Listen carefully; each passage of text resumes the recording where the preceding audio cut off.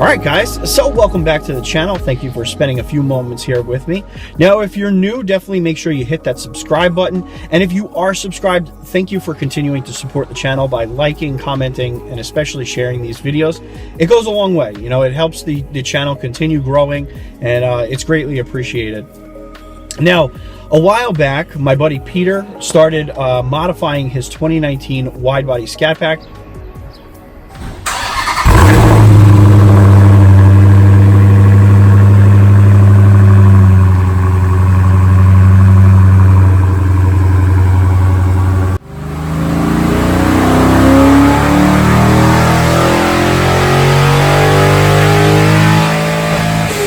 And I've been following the build process.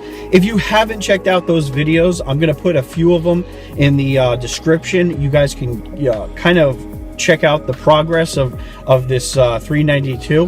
And currently what's on there is a air intake, a Hellcat throttle body, long tube headers, high flow cat, and a Genetti Racing tune on there. And it has, you know, bumped in power. I believe it's making close to 445 wheel horsepower. So it's definitely, you know, picking up some power there. And the torque gains, especially down low, were massive. Pretty substantial torque gain down low. So if we pick this point here, and I got to make sure I'm on torque. I am on torque. It was 321 foot-pounds at 2450, and with the big throttle body it jumped to 357 foot-pounds. Now that's substantial, and that has to do with how much air we get early, because a bigger diameter throttle body is going to give you more air early. And in a lot of cases, the most noticeable change from the driver's standpoint when you put a bigger throttle body on, or a ported throttle body, is throttle response. And there's the evidence right there. But the next set of modifications are coming in, and that is a forced air setup.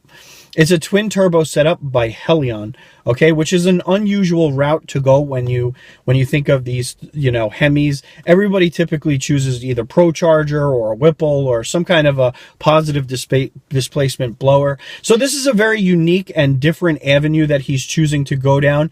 Now, right now, he is doing it on the stock bottom end, which is kind of risky. You're kind of, you have to keep the boost on the lower side.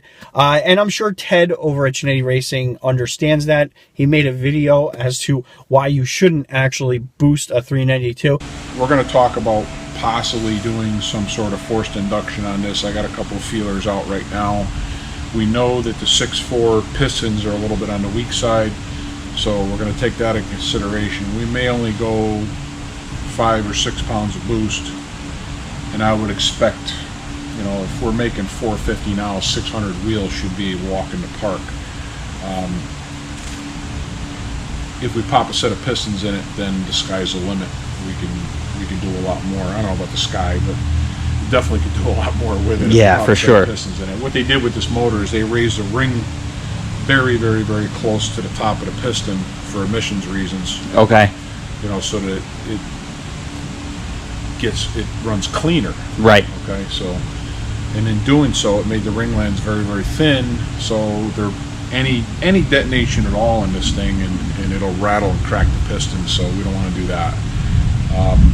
Guys have been successful, 5-6 pounds of boost on this motor.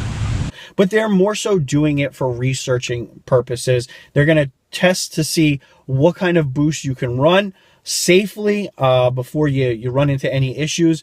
And then what's going to end up happening is Peter is going to pump out the 392 to a 426, fully forge the engine, and then they're going to crank up that twin turbo Helion setup to compare the difference between, you know, with the stock bottom end 392 and a fully built 426 with the same forced air setup. They're aiming, I believe, for the 700 to 800 wheel horsepower range, but it's going to be interesting, and I'm going to keep you guys in the loop each step of the way. The wide body Scatpack should be laying down some nasty power by the end of this build. I'm excited to give you guys this update because it has been a little while since I've given you guys any kind of feedback with where that scat has been. So yeah, you know what? Stay tuned. And that more 392 content should be coming. Some dyno pulls, and then yeah, we'll see how it plays out. But my buddy Peter is definitely doing an awesome job. And you know, big credit to Genetti for you know, squeezing out the best possible performance out of these modifications and tuning it right. So with that being said, guys, definitely make sure you hit that subscribe button. I really do appreciate all the support. Yeah, this channel is going to keep growing, and yeah, let's see where this 392 build ends up.